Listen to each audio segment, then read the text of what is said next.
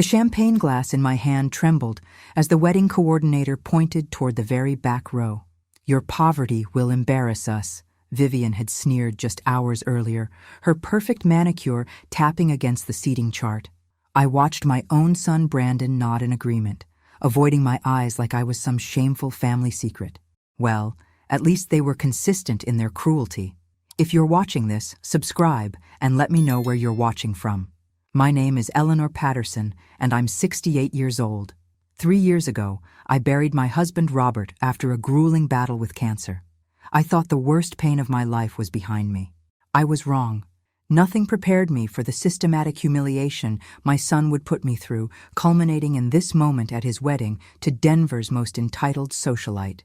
The Ashworth estate sprawled before me like something from a movie set, all manicured gardens and marble fountains. 500 guests mingled in designer clothes that cost more than my monthly pension. I smoothed my navy blue dress, the nicest one I owned, and reminded myself that I had every right to be here. This was my son's wedding, even if he seemed to have forgotten that detail. "Eleanor Patterson?" The coordinator's voice dripped with barely concealed disdain. "Row 12, seat 15. The very back, naturally, behind the florist, behind the photographers, practically in the parking lot." I could see Vivian's mother at the front, surrounded by her society friends, all stealing glances at me like I was a curiosity in a zoo. As I made my way down the aisle, conversations quieted. Not the respectful hush for the mother of the groom, but the uncomfortable silence of people witnessing something awkward. A woman in a $1,000 hat whispered to her companion, "That's Brandon's mother. Vivian told me she used to clean houses." I didn't clean houses, actually. I taught high school English for 37 years, but apparently that didn't fit their narrative. The back row was mostly empty, except for a few late arrivals and what appeared to be the catering staff. I settled into my assigned seat, watching my son greet guests at the altar. He looked handsome in his tailored tuxedo, every inch the successful lawyer he'd become. For a moment, I remembered the little boy who used to bring me dandelions and tell me I was the prettiest mommy in the world. That little boy had died somewhere along the way to becoming this man who was ashamed of where he came from. The ceremony began with pomp and circumstance worthy of royalty. Vivian floated down the aisle in a dress that probably cost more than I spent on groceries in a year. She was beautiful, I had to admit, in that cold, pristine way that money could buy. As she passed my row, she didn't even glance in my direction. Brandon's eyes were fixed on his bride with an intensity that made my chest ache. He'd never looked at me with that kind of love, not even as a child. I'd always been the practical parent, the one who handled homework and discipline, while Robert was the fun dad who took him to baseball games. "Dearly beloved," the minister began, and I tried to focus on feeling grateful to be here at all. After all, they could have simply not invited me. That particular cruelty was apparently beneath even Vivian, though barely. That's when I felt someone sit down beside me. I turned to see a distinguished man in an impeccably tailored charcoal suit settling into the seat beside me. He had silver hair, sharp blue eyes, and the kind of quiet confidence that money and power bred. Everything about him screamed wealth, from his Italian leather shoes to the elegant watch that caught the afternoon light. "Act like you're with me," he whispered, his voice low and urgent. Before I could respond, he placed his hand gently over mine and smiled at me as if we were old friends sharing a lovely afternoon. The transformation was immediate and startling. Suddenly, I wasn't the pathetic woman sitting alone in the back row. I was part of a couple, and clearly part of a well-dressed, sophisticated couple at that. The whispering around us took on a different tone entirely. "Who is that man with Brandon's mother?" I heard someone behind us murmur. "He looks important." Maybe we misjudged the situation. My mysterious companion had remarkable timing. Just as Brandon and Vivian were exchanging vows, he leaned closer and whispered, "Your son is about to look this way. When he does, smile at me like I just told you something fascinating." I had no idea who this man was or why he was helping me, but I found myself following his lead. Sure enough, Brandon's gaze swept across the crowd during a pause in the ceremony and landed on our row. When he saw me sitting beside this elegant stranger, laughing softly at whatever he'd apparently just said, Brandon's face went completely white. Vivian noticed her new husband's distraction and followed his stare. Her perfectly composed expression faltered for just a moment when she saw me, no longer alone and pathetic, but apparently accompanied by someone who looked like he belonged in the front row with the other important guests. The mysterious man squeezed my hand gently. "Perfect," he murmured. "Your son looks like he's seen a ghost." "Who are you?" I whispered back, trying to maintain the appearance of casual conversation. "Someone who should have been in your life a long time ago," he replied cryptically. "We'll talk after the ceremony. For now, just enjoy watching your son try to figure out what's happening." And I have to admit, I was enjoying it immensely. For the first time in months, maybe years, I felt like I had some power in this family dynamic. The confusion and concern on Brandon's face was almost worth the humiliation of being seated in social Siberia. The ceremony continued, but the energy had shifted. People kept glancing back at us, clearly trying to figure out who my companion was and what his presence meant. The society matrons who had been whispering about my inferior status were now craning their necks for a better look at the distinguished gentleman who was treating me with such obvious respect and affection. When the minister pronounced Brandon and Vivian, husband and wife, my mysterious ally stood and offered me his arm like a proper gentleman. "Shall we proceed to the reception, my dear Eleanor?" He knew my name. This was getting more interesting by the minute. As we walked toward the reception tent, I could feel eyes following us. The same people who had dismissed me 20 minutes earlier were now regarding me with curiosity and what looked suspiciously like newfound respect. "You never told me your name," I said quietly as we made our way across the manicured lawn. He smiled, an expression that transformed his entire face. "Theodore Blackwood, but you used to call me Theo." The world tilted slightly on its axis. Theo, my Theo, from 50 years ago. Theodore Blackwood. The name hit me like a physical blow, carrying with it a flood of memories I'd carefully locked away decades ago. I stopped walking so abruptly that several guests nearly collided with us. "Theo?" My voice came out as barely a whisper. "But that's impossible. You're supposed to be in Europe. You're supposed to be married with grandchildren by now." He guided me to a quiet corner of the garden, away from the crowd streaming toward the reception tent. Up close, I could see the boy I'd loved desperately when I was 18 years old. His eyes were the same startling blue, though now framed by lines that spoke of years I hadn't shared with him. His smile was the same too, warm and slightly mischievous. "I never married," he said simply, "and I never stopped looking for you." The words hung between us like a bridge across 50 years of separation. I felt 18 again and 68 simultaneously, a dizzying combination that made me grateful for his steadying hand on my arm. "Looking for me?" I managed. "Or, Theo, I got married. I had a son. I built a life." The accusation in my voice surprised even me. "You left for that business program in London and never came back." His expression grew pained. "I wrote you letters, Eleanor, dozens of them. I called your apartment for months. I even came back to Denver twice during those first 2 years.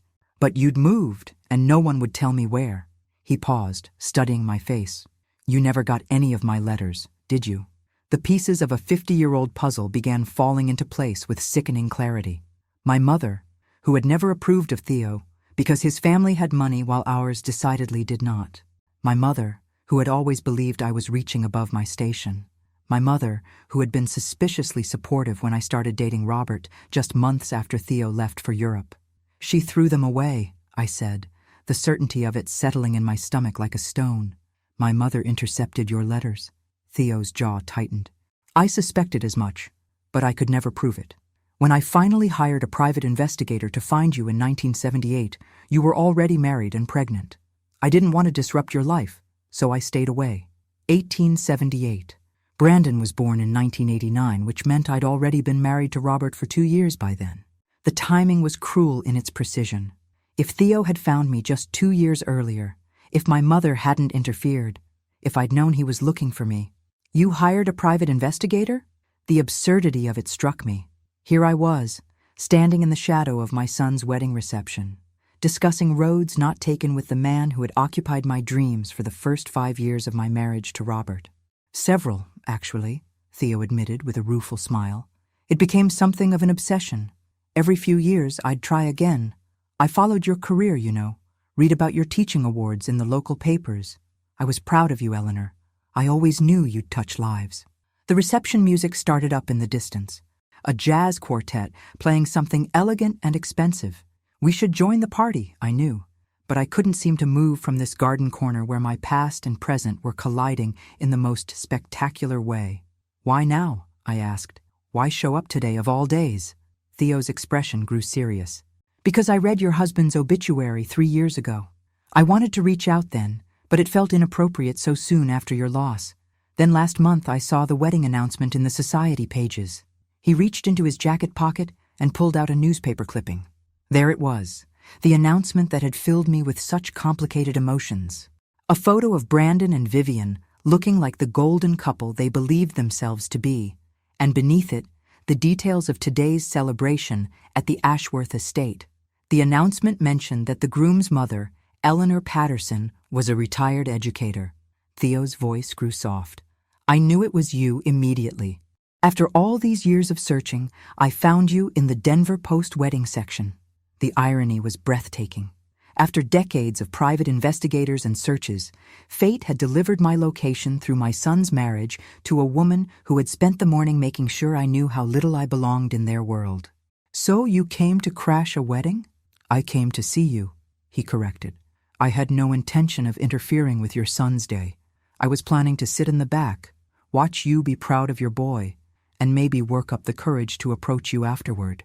His eyes twinkled with mischief. But when I saw how they were treating you, well, I couldn't just sit there and watch. That's when we heard Brandon's voice behind us, sharp with panic and something that might have been anger. Mother, we need to talk, now. Brandon approached us with Vivian at his side, both of them looking like they'd just witnessed a natural disaster. My new daughter-in-law's wedding glow had been replaced by an expression of barely controlled panic, while Brandon's face had gone from pale to flushed in the span of our garden conversation. Brandon, I said pleasantly, not releasing Theo's arm, shouldn't you be greeting your other guests? I'm sure the Ashworths are wondering where the groom has disappeared to. Who is this man? Vivian demanded. Her voice pitched just low enough to avoid causing a scene, but sharp enough to draw blood. Her perfect composure was cracking, and it was a beautiful thing to witness. Theo stepped forward with the kind of easy confidence that comes from never having to worry about impressing anyone. Theodore Blackwood, he said, extending his hand to Brandon. I should have introduced myself sooner, but I was caught up in the pleasure of seeing your mother again after so many years. Brandon shook the offered hand automatically, his lawyer's training kicking in even as confusion clouded his features. I'm sorry, Mr. Blackwood, but I don't believe my mother has mentioned you. Hasn't she? Theo's eyebrows rose in mock surprise. How interesting. Eleanor and I have quite a history together, don't we, darling? The casual endearment made Vivian's eyes narrow to slits. I could practically see her mental calculator working, trying to figure out who this man was and what his presence meant for her carefully orchestrated social debut as Brandon's wife. What kind of history? Brandon's voice had taken on the edge it got when he was cross-examining a witness. 20 years of marriage to a trial lawyer had taught me to recognize that tone. Theo's smile never wavered. The kind that matters most. Your mother and I were quite serious once upon a time. Before she met your father, of course. The admission hung in the air like an unexploded bomb. I watched my son process this information, saw the moment when he began to understand that his mother had a life and a past that existed entirely separate from his existence. How serious? Vivian's question came out as more of a hiss. Serious enough that I've spent 50 years regretting the circumstances that separated us, Theo replied, his eyes finding mine. Serious enough that when I saw the wedding announcement and realized Eleanor would be here today, I couldn't stay away. Brandon looked between us with growing alarm. Mother, what is he talking about? You never mentioned anyone named Theodore Blackwood. There are a lot of things I never mentioned, Brandon, I said quietly. Apparently, I wasn't considered important enough to merit in-depth conversation about my past. The barb hit its mark. My son had the grace to look embarrassed. But I'm curious, I continued, warming to the theme, why my personal relationships are suddenly of such urgent interest to you both. 20 minutes ago, I was an embarrassment to be hidden in the back row. Now I'm worth interrupting your reception? Vivian's carefully applied makeup couldn't quite hide the flush creeping up her neck. That's not what we just want to understand who this gentleman is and why he's here. I'm here, Theo said smoothly, because Eleanor deserves to have someone who appreciates her remarkable qualities at her son's wedding. Someone who recognizes what an extraordinary woman she is. The contrast between his words and the treatment I'd received all day was stark enough to make even Brandon shift uncomfortably. Vivian, however, rallied with the ruthless determination that had probably served her well in social climbing. "Mr. Blackwood," she said with a smile that could have cut glass, "I'm sure you understand that this is a family celebration. Perhaps it would be more appropriate if I what?" Theo's voice remained pleasant, but there was steel underneath now. "If I left and allowed you to continue treating Eleanor as an inconvenience? I don't think that's going to happen." "Now see here," Brandon began, his protective instincts finally kicking in, though I noticed they seemed to be protecting his wife rather than his mother.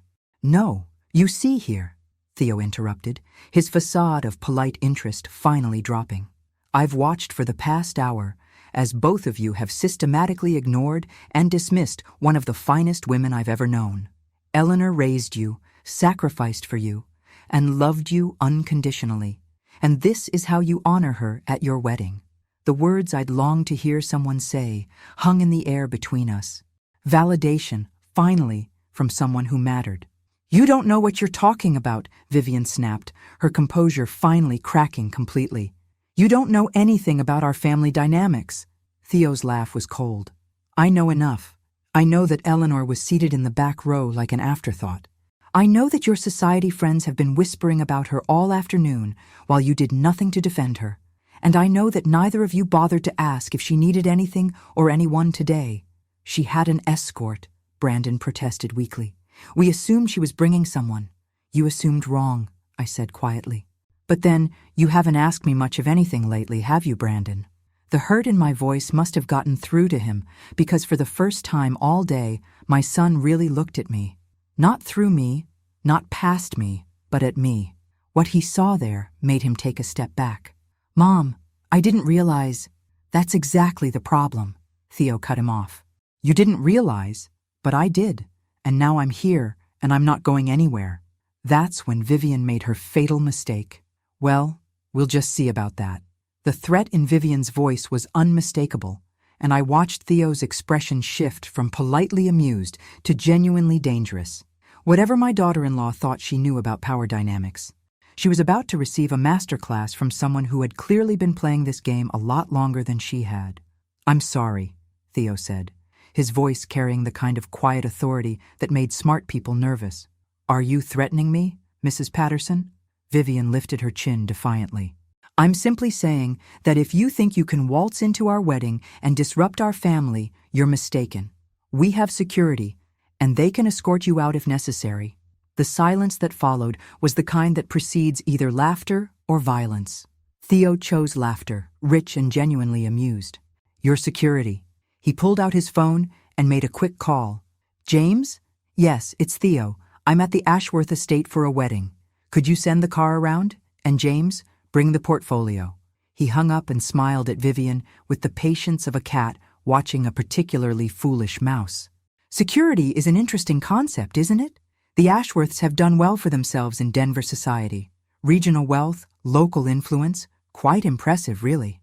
Brandon was beginning to look like a man who sensed he was standing on quicksand, but couldn't quite figure out where the solid ground had gone. "Mr. Blackwood, I think there may be some misunderstanding here." "Oh, there's definitely a misunderstanding," Theo agreed. "You seem to think you're in control of this situation. Let me help clarify things for you." A black Mercedes pulled up to the garden entrance, and a uniformed driver emerged carrying a leather portfolio. He approached our group with the kind of respectful deference that money recognizes instantly. "Thank you, James," Theo said, accepting the portfolio. "Mrs. Patterson, Mr. Patterson, would you like to see something interesting?" He opened the portfolio and pulled out what appeared to be architectural drawings. "These are the plans for the new Blackwood Tower downtown. 42 stories, mixed-use development. Construction begins next month. He flipped to another page. And this is the site where it's being built. Vivian leaned forward despite herself, then went very still. That's where Ashworth Properties has their main office building. Had, Theo corrected gently. I purchased the building last month. The current tenants have 90 days to relocate. I'm sure your father will find suitable accommodations elsewhere, though perhaps not quite as prestigious as their current location. The color drained from Vivian's face completely. Her father's real estate company was successful by Denver standards. But they were clearly minnows swimming in a pond with a shark. You can't do that, she whispered. Actually, I can. I did. The sale is already complete. Theo closed the portfolio with a soft snap. But here's the interesting part. I had no idea when I bought that building that there was any connection to this family. Pure coincidence. Brandon found his voice. What do you want? Want? Theo seemed genuinely puzzled by the question. I don't want anything from you, Brandon. You've already given me the greatest gift imaginable by treating your mother so poorly that she needed someone to sit with her today. He turned to me, and the hardness in his expression melted into something warm and real. Eleanor, would you like to leave this reception? We have 50 years to catch up on, and I find I'm no longer interested in pretending to enjoy myself here. The offer hung between us like a lifeline. I could walk away from this humiliation, from the whispered comments and social calculations. I could leave with a man who saw value in me, who had spent 5 decades trying to find me. But first, I had something to say. Brandon, I said, my voice steady despite the emotions churning inside me. I want you to understand something. This morning, when your bride told me that my poverty would embarrass your family, I accepted it. When you seated me in the back row like some distant acquaintance, I accepted that too. I told myself that at least I was here, at least I was included. My son's face was a mask of misery, but I wasn't finished. But watching you panic because someone important is paying attention to me, seeing you scramble to figure out who Theo is and what he might want, that tells me everything I need to know about how you see me. I'm not your mother at these moments, Brandon. I'm a liability to be managed. Mom, that's not... It is exactly that, I interrupted. And the sad part is you're right. I am poor compared to Vivian's family. I did teach high school instead of building an empire. I don't wear designer clothes or belong to country clubs. By your wife's standards, I am an embarrassment. Vivian opened her mouth to protest, but I held up my hand. The difference is, I'm not ashamed of who I am anymore. I'm proud of the life I built, the students I taught, the marriage I had with your father. I'm proud of raising you to be successful, even if I'm disappointed in the man you've become. I took Theo's offered arm and felt years of accumulated hurt and resentment fall away like a discarded coat. Theodore, I said formally, I would very much like to leave this reception. I think we have some catching up to do. As we walked away from the garden, I heard Vivian's voice rise in panic behind us. Brandon, do you have any idea who Theodore Blackwood is? Do you know what this means? But I didn't look back. For the first time in 3 years, I was walking toward something instead of away from it. The restaurant Theo chose was the kind of place I'd only read about in magazines. Floor-to-ceiling windows overlooked the Denver skyline. Soft jazz played in the background, and the waitstaff moved with the quiet efficiency of people who understood that discretion was more valuable than visibility. I probably should have asked, Theo said, as we were seated at a corner table with a view of the mountains. Are you hungry? I realized we both missed the wedding dinner. I laughed, surprising myself with how genuine it sounded. I don't think I could have eaten another bite of pretentious canapes anyway.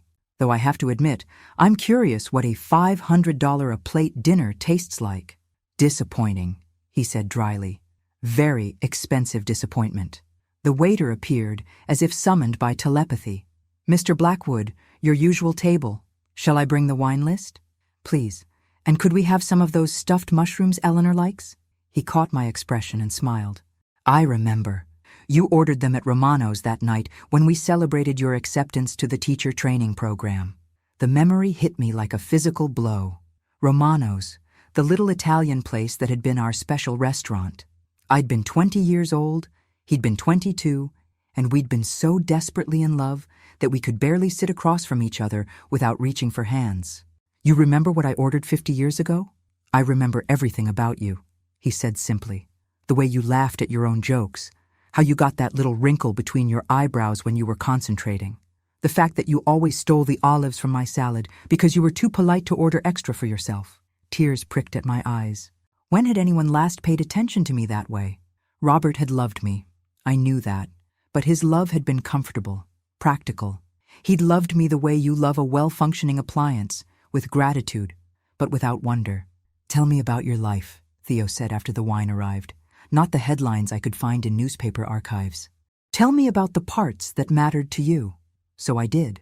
I told him about my teaching career, about the students who'd kept me sane during the difficult years with Robert's illness. I told him about Brandon's childhood, about the pride I'd felt watching him graduate law school and pass the bar exam. I told him about the quiet satisfaction of a marriage that wasn't passionate but was steady and kind. And then I told him about the loneliness that had crept in after Robert's death, about feeling invisible in my own son's life, about the gradual realization that I'd become more of an obligation than a person to the people who were supposed to love me most. Today wasn't an aberration, I admitted. It was just the most public example of how things have been for months now. Brandon calls dutifully every 2 weeks, visits on holidays, and treats me like a chore to be checked off his list. I thought marriage might change that, make him more family-oriented. Instead, it's made him even more distant. Theo's jaw tightened as I talked, and by the time I finished, his expression was thunderous. "That boy doesn't deserve you. He's not a boy anymore. He's a 35-year-old man who made his choices."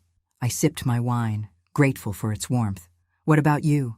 You said you never married. No children?" "No children," he confirmed.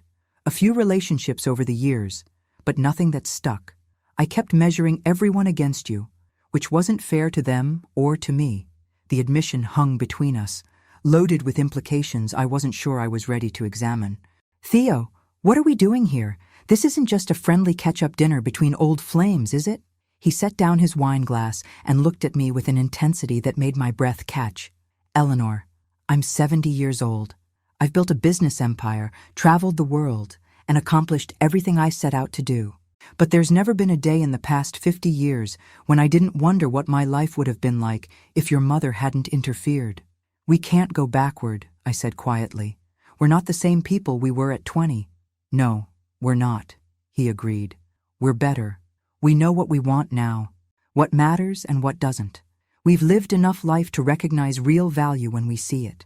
The waiter appeared with our appetizers, giving me time to process what Theo was really saying. When we were alone again, he reached across the table and took my hand. "I'm not suggesting we pretend the last 50 years didn't happen.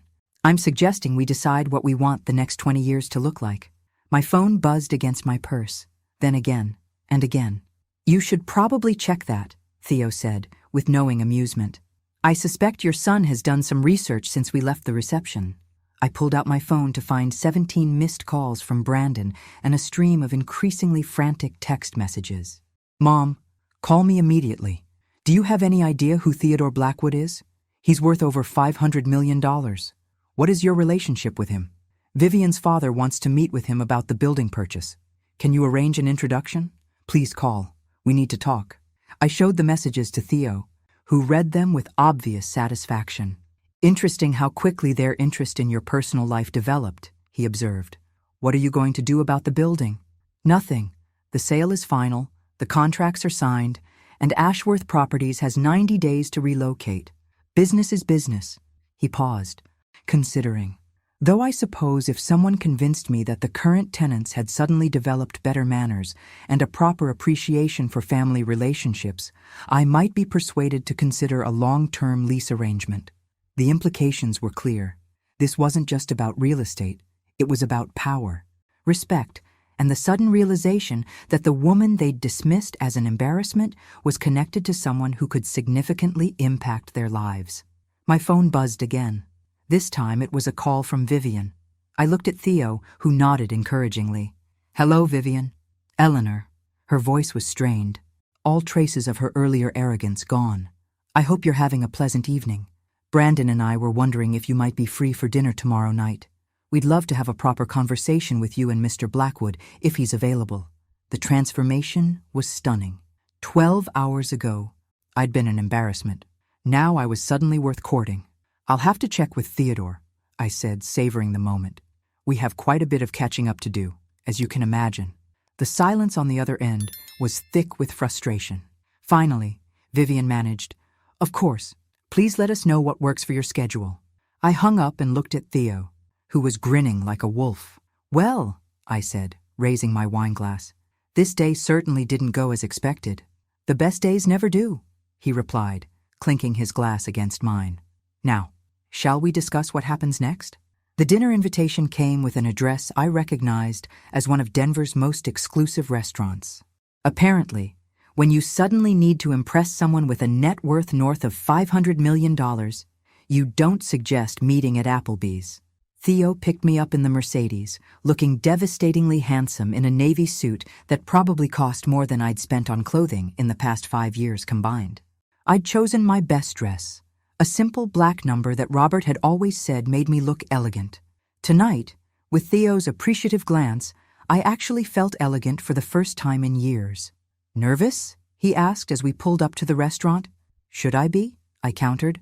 "After all, I'm just having dinner with my son and the daughter-in-law who thinks I'm an embarrassment to humanity. What could go wrong?"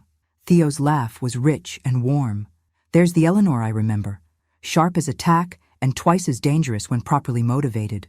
Brandon and Vivian were already seated when we arrived, both looking like they were attending a business negotiation rather than a family dinner, which I supposed they were.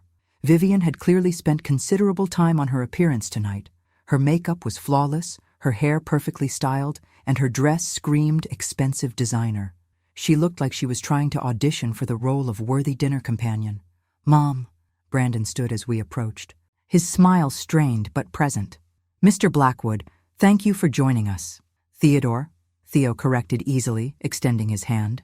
"We're practically family after all." I caught the sharp look Vivian shot her husband at that comment. Practically family. I wondered how they were interpreting that particular phrase. We were seated at a prime table with a view of the city lights, and I noticed how the staff treated Theo with the kind of deference reserved for very important people. Menus appeared without being requested. Wine was suggested and brought with remarkable speed, and the maitre d' personally ensured our table was perfect. "This is lovely," Vivian said, her society smile in full force. "Eleanor, you look wonderful. That dress is very flattering." I almost choked on my water. Yesterday I'd been too poor and shabby to sit with the family. Tonight I looked wonderful.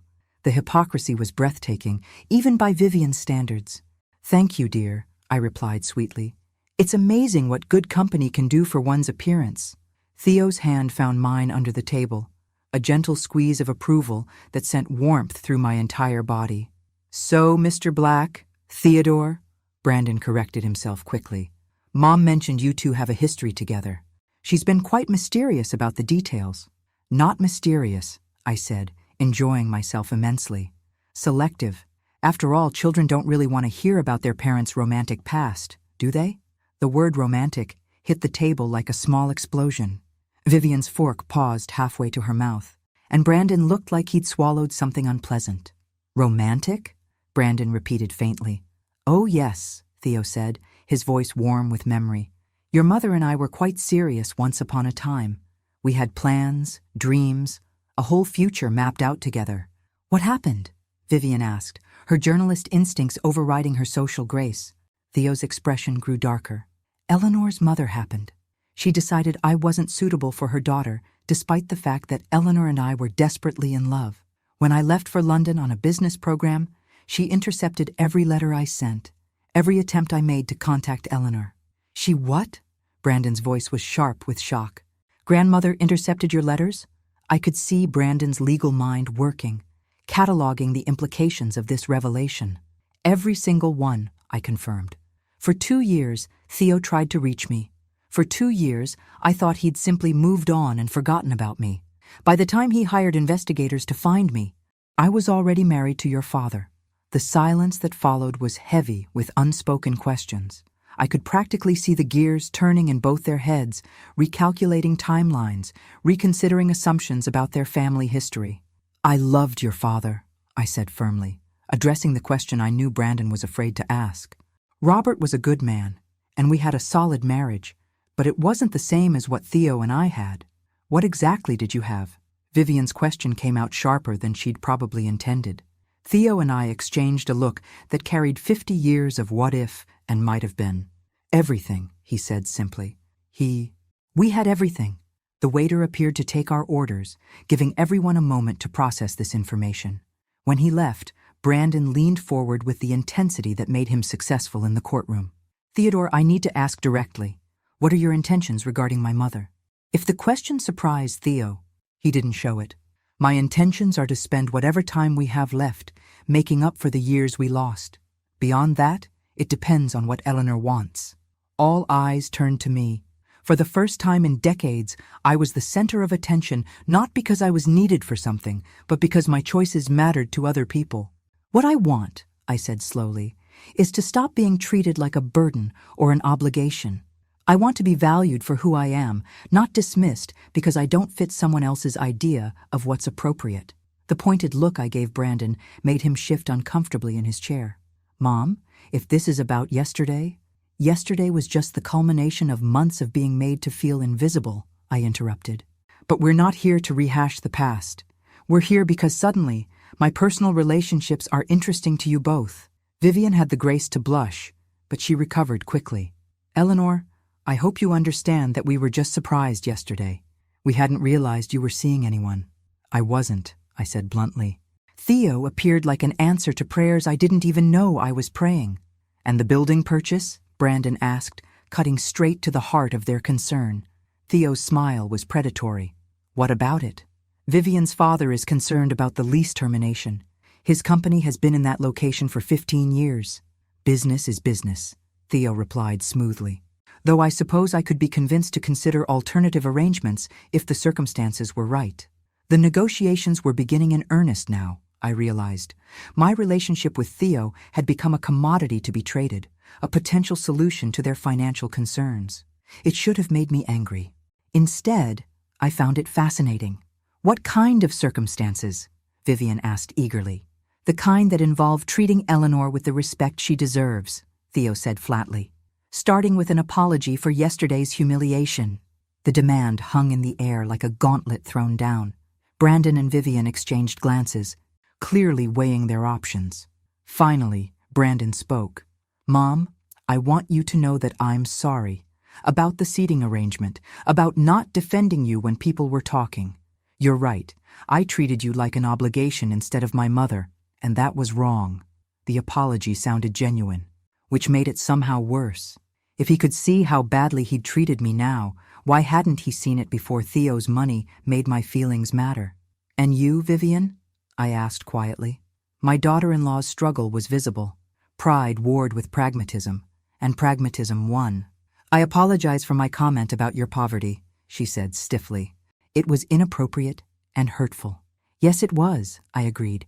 The question is, are you sorry you said it, or sorry there were consequences? She didn't answer, which was answer enough. The rest of the dinner passed in carefully polite conversation, but the real negotiation continued beneath the surface. By the time dessert arrived, the terms were clear. Treat Eleanor with respect, and Theodore might consider reasonable lease arrangements for Ashworth properties. As we prepared to leave, Vivian caught my arm. Eleanor, I hope we can start fresh. Perhaps you'd like to join us for Sunday dinner this week.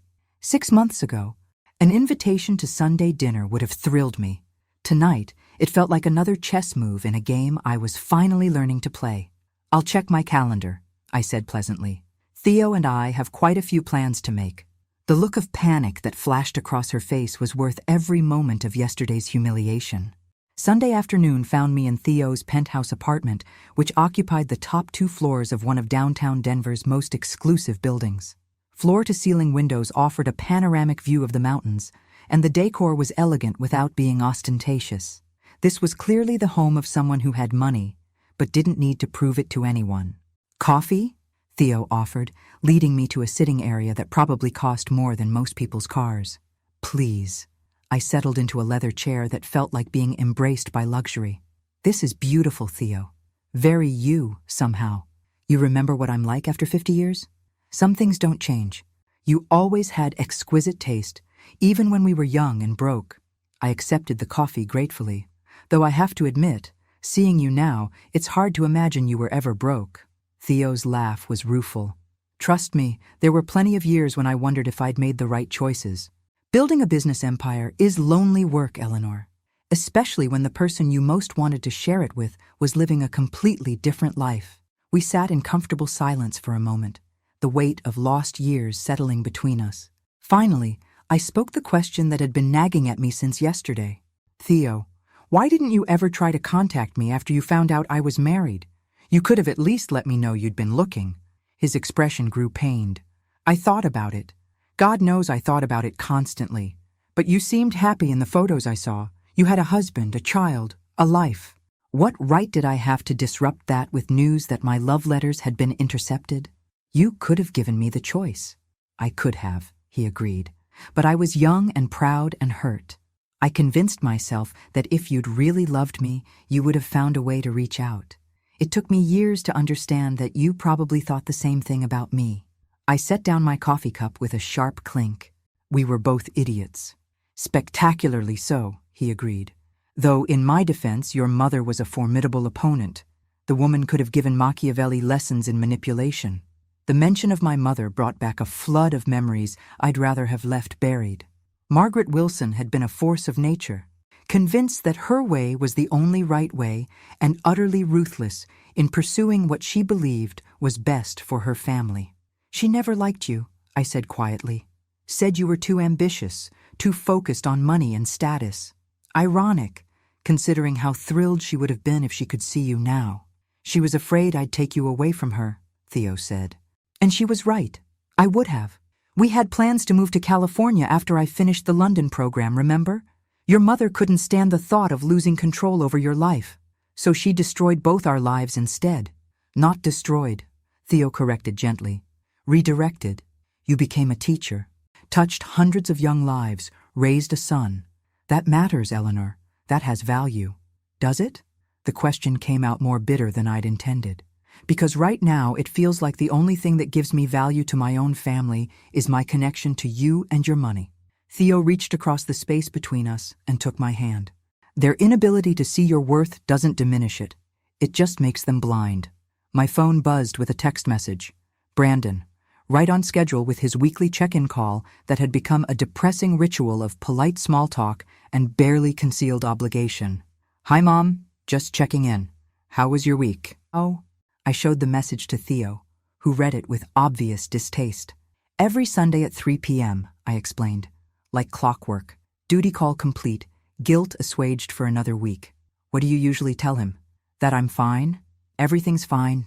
Don't worry about me. I looked at the phone, then at Theo. What do you think I should tell him today? Theo's grin was wicked. The truth? Having a wonderful weekend.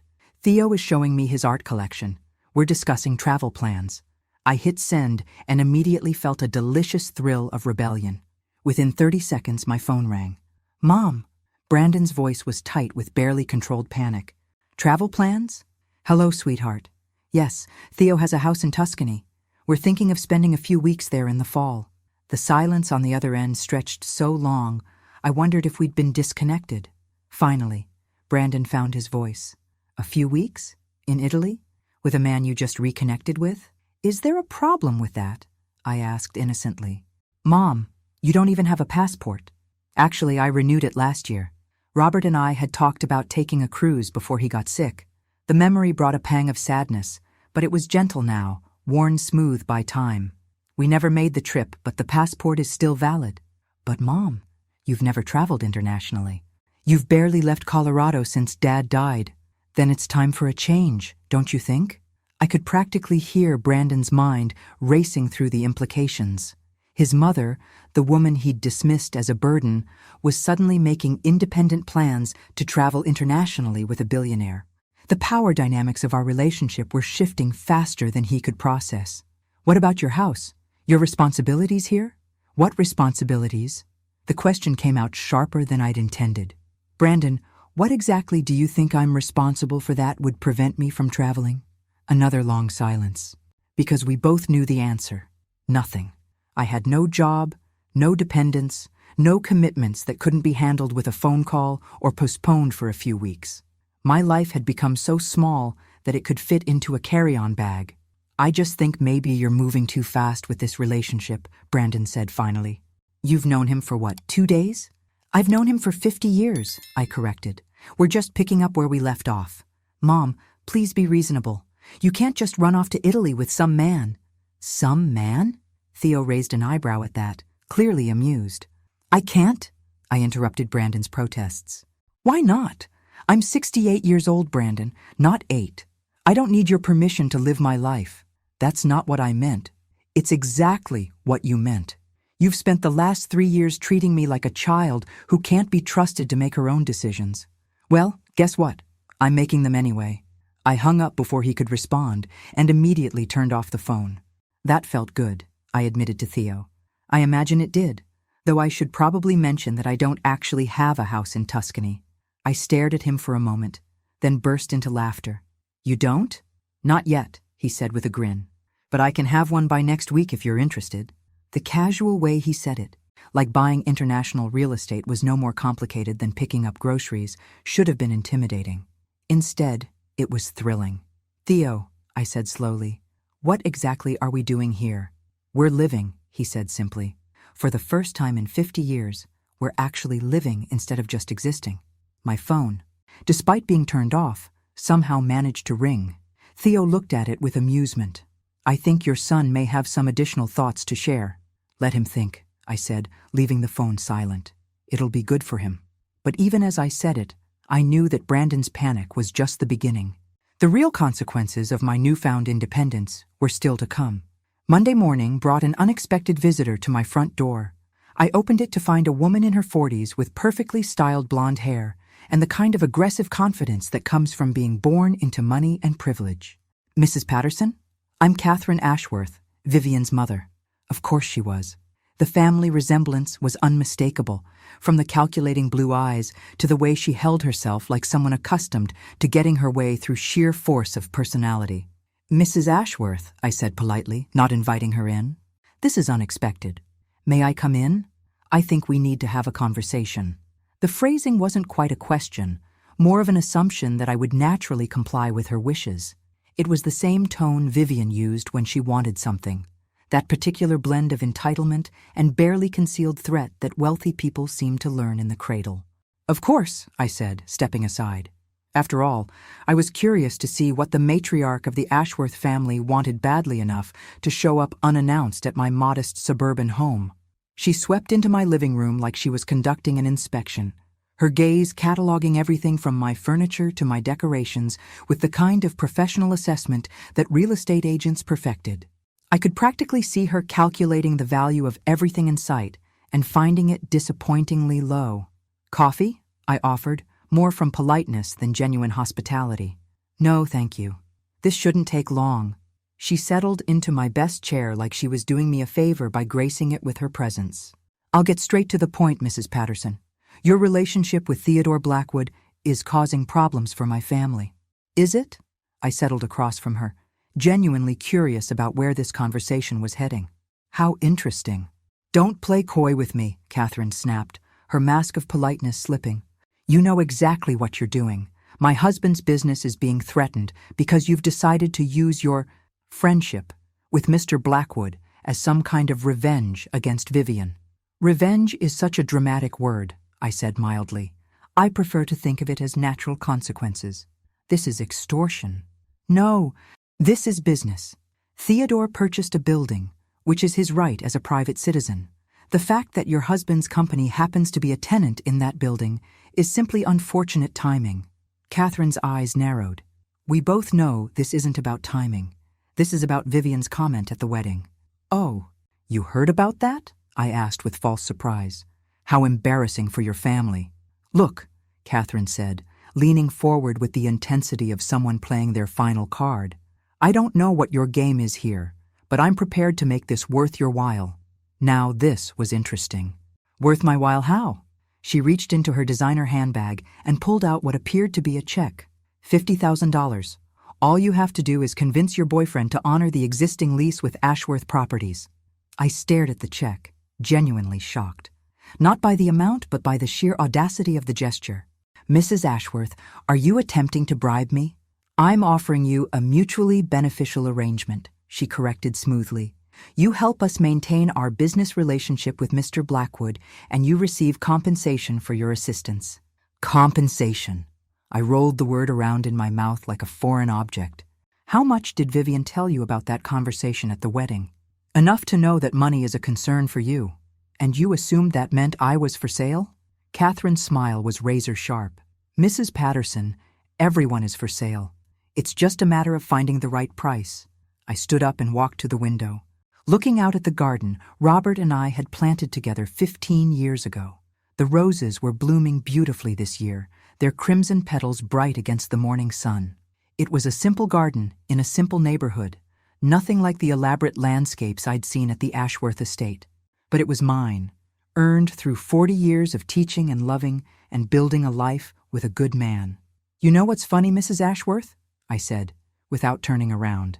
Yesterday, I might have been tempted by your offer, not because I need the money, but because I'm so accustomed to being dismissed and undervalued that $50,000 would have felt like validation. And today? Catherine's voice had lost some of its confidence. I turned back to face her, and whatever she saw in my expression made her shift uncomfortably in her chair. Today, I know what I'm actually worth, and it's considerably more than $50,000. I walked over to where she sat and picked up the check, looking at it with the kind of detached interest I might show a museum artifact. This is insulting, Mrs. Ashworth. Not just the amount, though that's laughably inadequate. The insult is in the assumption that my relationship with Theodore is some kind of performance that can be purchased and managed. I tore the check in half, then in half again, letting the pieces flutter to the coffee table between us. My relationship with Theodore is none of your business. The lease situation is none of my business. If your husband wants to negotiate with Theodore, he's perfectly capable of picking up the phone and calling him directly. Catherine's composure cracked completely. You're making a mistake, Mrs. Patterson.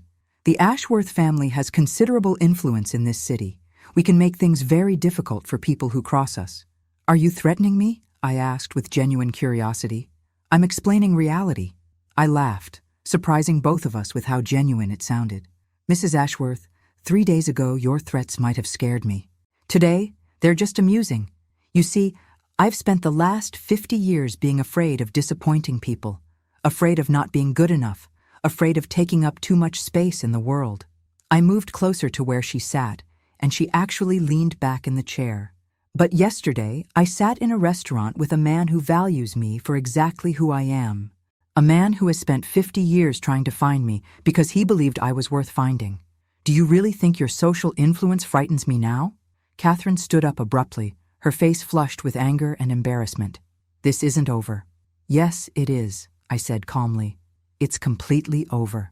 You came here to buy my compliance, and instead you've shown me exactly what kind of people you really are. Thank you for that clarity. She stormed toward the door, then stopped and turned back with one final attempt at intimidation. Your son is married to my daughter, Mrs. Patterson. That makes us family. You might want to consider what's best for Brandon's future. I've spent 35 years considering what's best for Brandon's future, I replied. It's time he started considering what's best for mine. After she left, I sat in my quiet living room and realized that something fundamental had shifted. For the first time in decades, I wasn't afraid of the consequences of standing up for myself. My phone rang. Theodore's name appeared on the caller ID, and I answered with a smile in my voice. Good morning, handsome. Good morning, beautiful. How's your day starting? Interestingly, I said, looking at the torn check pieces on my coffee table. I just had the most enlightening conversation with Catherine Ashworth. Did you? How delightful. I hope you were appropriately impressed by her charm and subtlety. Deeply impressed. She offered me $50,000 to convince you to honor the lease with her husband's company. The silence on the other end of the line stretched long enough that I wondered if we'd been disconnected.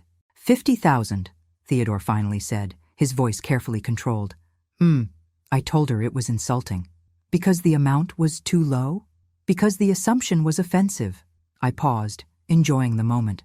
Though you're right, the amount was also ridiculously inadequate. Theodore's laughter was rich and warm. Eleanor, my darling, you continue to surprise me. What did you tell her? I told her that my relationship with you wasn't for sale at any price. Then I tore up her check. You tore up $50,000? It felt wonderful, I admitted. Very therapeutic. In that case, Theodore said, his voice full of mischief, I have a proposal for you. How would you like to help me send a message to the Ashworth family about the proper way to treat people they consider beneath them? What did you have in mind? Something spectacular, something that will make $50,000 look like pocket change. The anticipation in his voice was infectious. Tell me, not over the phone. Can you meet me for lunch? I have something to show you.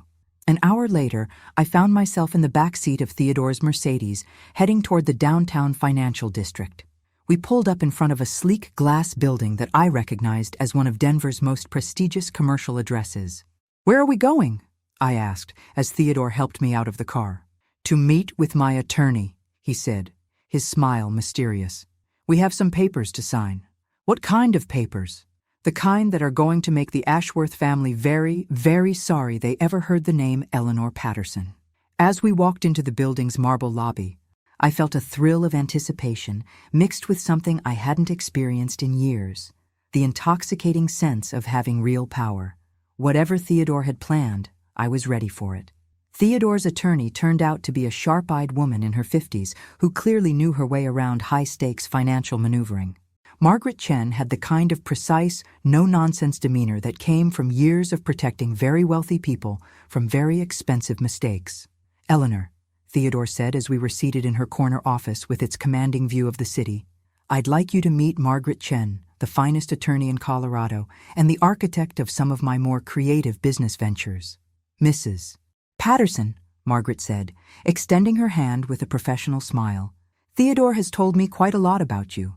I understand you've had some interesting encounters with the Ashworth family. That's one way to put it, I replied, settling into the leather chair across from her impressive desk. Margaret opened a thick file folder and pulled out several documents. Theodore asked me to research the Ashworth family's business interests and financial situation. What I found is quite fascinating. She spread the papers across her desk like a dealer laying out cards. Ashworth Properties appears successful on the surface, but they're significantly over-leveraged. The building that Theodore purchased isn't just their main office location. The lease payments represent nearly 30% of their operating capital. Meaning? I asked, though I was beginning to understand. Meaning they can't afford to relocate, Theodore said with satisfaction. Not without taking a massive financial hit that would likely force them to lay off half their workforce. Margaret nodded. The moving costs alone would run close to $2 million, and comparable space in this market would cost significantly more than their current lease rate. So, when Catherine Ashworth offered me $50,000 to convince Theodore to honor their lease, I said slowly, she was actually trying to save her family from potential bankruptcy. Exactly. Theodore's smile was predatory, though I suspect she didn't share that particular detail with you. I thought about Catherine's arrogant assumption that I could be bought, her threats about the family's social influence, her casual dismissal of my worth as a human being. The irony was delicious. What are our options? I asked, surprised by how naturally the word "our" had slipped out. Margaret pulled out another set of documents. Well, we could simply proceed with the lease termination. Ashworth Properties would be forced to relocate, probably at significant financial cost to the family. Or, Theodore prompted, or we could offer them alternative lease terms, higher rate, shorter duration, with specific clauses that would give us considerable control over their business operations. I raised an eyebrow. What kind of control? The kind that would require them to meet certain standards of conduct in their business dealings, Theodore said meaningfully. Standards that would be outlined in very specific detail. The implications were staggering. Theodore wasn't just talking about a business arrangement. He was talking about holding the Ashworth family accountable for their behavior in a legally binding way. Is that even possible? I asked. Margaret's smile was razor-sharp. Mrs. Patterson, you'd be amazed what people will agree to when their financial survival is at stake. Lease agreements can include all sorts of interesting clauses about tenant behavior, community involvement, charitable giving, public conduct. You want to write their humiliation into a legal contract. I want to ensure they understand that actions have consequences, Theodore corrected, and that treating people with disrespect carries a very real cost. We spent the next hour going through the proposed lease terms. By the time Margaret finished explaining all the clauses, I was simultaneously impressed and slightly horrified by the level of control they would give Theodore over the Ashworth family's business and personal conduct. "There's one more thing," Theodore said as Margaret gathered the papers. "Eleanor, I want you to be a signatory on this lease agreement." "Me? But I'm not involved in the business side of this." "You're the injured party," he said firmly. "This whole situation exists because of how they treated you. I think it's appropriate that you have direct input into the terms of their rehabilitation." The word rehabilitation made me laugh despite myself. "You make it sound like they're criminals, aren't they?" Theodore's voice was serious now. "They committed a crime against human decency, Eleanor. They took a woman who deserved love and respect and made her feel worthless. In my book, that's worthy of punishment." Margaret cleared her throat diplomatically. "I should mention that the Ashworth family will need to agree to these terms within 72 hours. After that, the standard lease termination proceeds automatically." "Have they been notified?" I asked. "The formal offer will be delivered this afternoon," Margaret confirmed, along with a detailed explanation of their alternatives. As we prepared to leave, Theodore took my hand. "Eleanor, are you comfortable with this? I need to know that you're fully on board before we proceed." I thought about Catherine Ashworth's attempt to buy my compliance. I thought about Vivian's casual cruelty at the wedding, her assumption that my poverty made me unworthy of basic respect. I thought about years of being dismissed and undervalued, of being treated like an obligation rather than a person. "I'm more than comfortable," I said firmly. "I'm excited." That evening, my phone started ringing at precisely 6 p.m. Brandon, right on schedule, though his usual weekly check-in had been moved up by 24 hours. "Mom, what the hell is going on?" "Good evening to you too, sweetheart," I said pleasantly. "I'm fine, thank you for asking." "Don't play games with me. Vivian's mother just called her in tears. Something about lease agreements and impossible demands and financial ruin." "What did you do?" "I didn't do anything," I said truthfully. "Theodore made a business decision based on standard market practices. Standard market practices don't include forcing tenants to make public apologies as part of their lease agreements." "Ah, so they'd had time to read the fine print. Is that what the contract says? How interesting." "Mom, you can't be serious about this. You're talking about destroying an entire family's livelihood over a wedding seating arrangement." "Am I? I thought I was simply ensuring that certain standards of human decency were maintained in business relationships." "This is extortion." "No? Brandon, this is consequences. There's a difference, though I understand why you might not recognize it." The silence on the other end of the line was thick with frustration. Finally, Brandon spoke again, his voice carefully controlled. "What do you want, Mom? What will it take to make this go away?" The question hung between us like a challenge. What did I want? For 50 years, I'd wanted to be valued, respected, treated like a person whose feelings mattered. For 3 years since Robert's death, I'd wanted my son to see me as more than an obligation to be managed. "I want," I said slowly, "for your wife to understand that treating people like dirt has consequences. I want her family to learn that money and social position don't give them the right to humiliate others. And I want you to decide whether you're on their side or mine." "Mom, that's not fair." "Fair?" The word came out harsher than I'd intended. "Brandon, when has anything about the last 3 years been fair to me? When was it fair that you seated me in the back row at your wedding like some distant acquaintance? When was it fair that your wife called me a poverty-stricken embarrassment to your family? She apologized for that. She apologized because Theodore has money and power. Where was her apology before that? Where was yours?" Another long silence. When Brandon spoke again, his voice was smaller, more uncertain.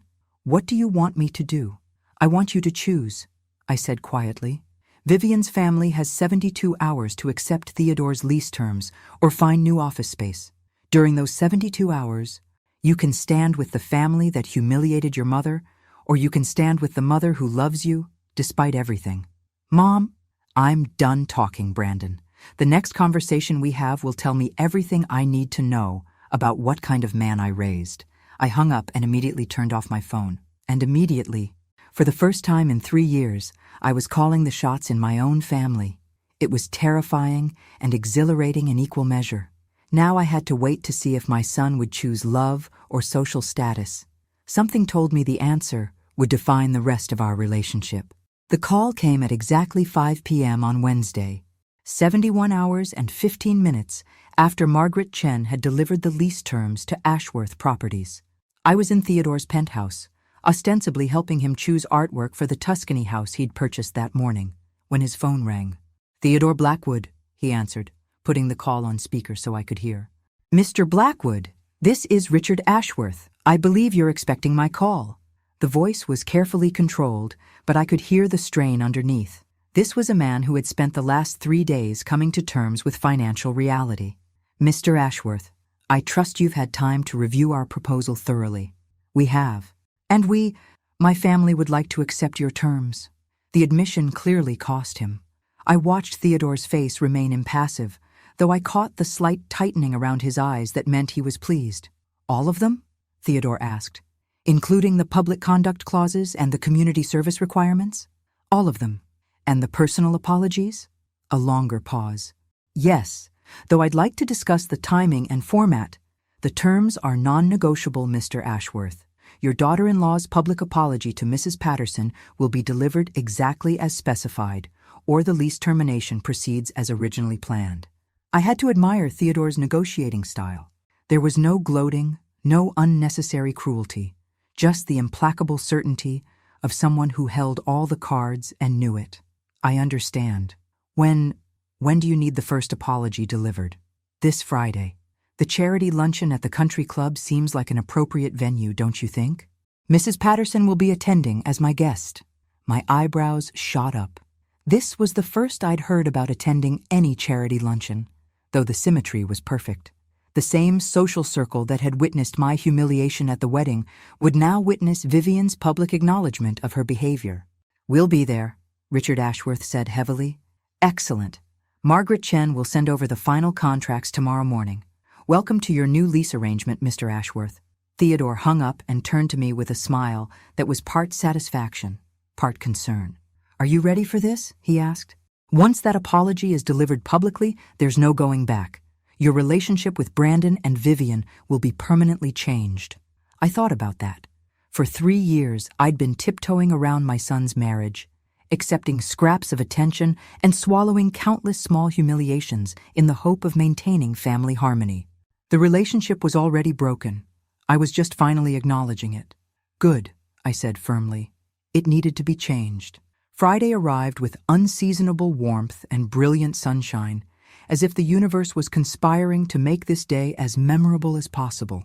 Theodore had arranged for me to have my hair and makeup done professionally, and I'd chosen a dress that struck the perfect balance between elegant and understated.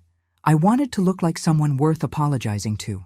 The country club was buzzing with Denver's social elite, all of them ostensibly there to support the Children's Hospital charity, but mostly there to see and be seen. I recognized several faces from the wedding, including some of the women who had whispered about my background while I sat alone in the back row. "Mrs. Patterson!" A familiar voice called out as we made our way across the dining room. "How lovely to see you again." It was one of Vivian's society friends, the same woman who had been whispering about my former career as a house cleaner.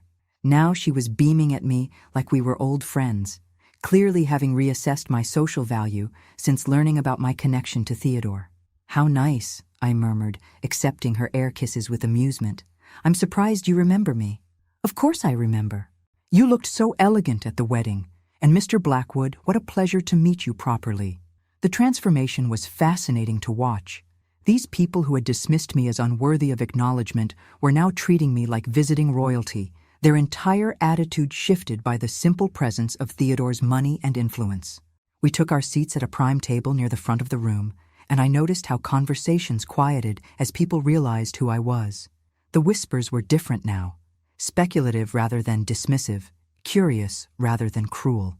The luncheon proceeded with the usual charity event rituals, speeches about the worthy cause, updates on fundraising goals, recognition of major donors.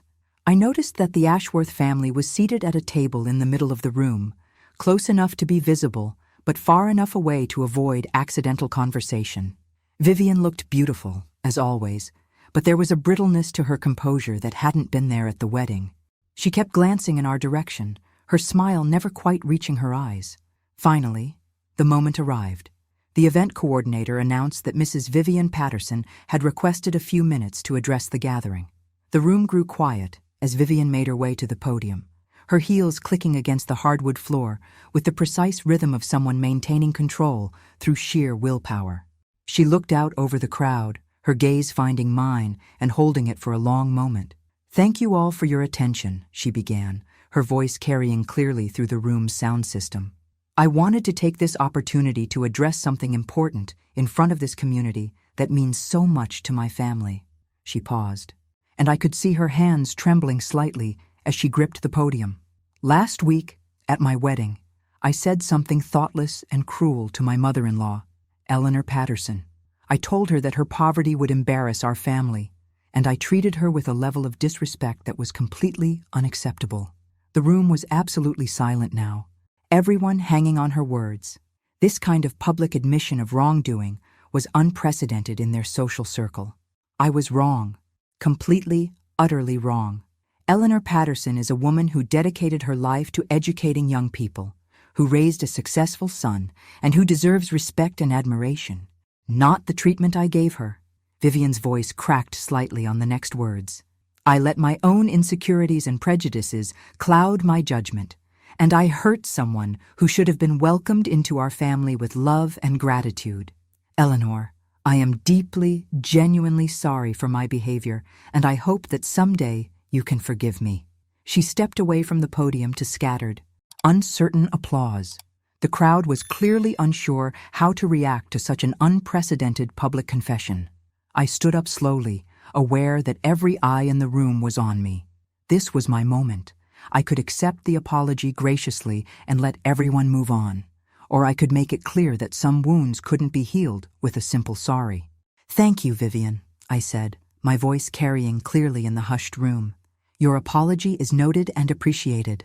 The words were polite, correct, and utterly without warmth. Everyone in the room understood that forgiveness had not been granted, merely acknowledged. As we left the luncheon, Theodore took my arm. "How do you feel?" "Free," I said, surprising myself with how true it was. For the first time in years, I feel completely free. My phone buzzed with a text from Brandon. "Mom, can we talk?" I looked at the message, then at Theodore, then back at the phone. Whatever my son wanted to say, I was finally ready to hear it from a position of strength rather than desperation. "Tomorrow," I texted back. "Your move." For 50 years, I'd been reacting to other people's choices, accepting other people's definitions of my worth, living other people's versions of my story. At 68 years old, I was finally ready to write my own ending, and it was going to be spectacular.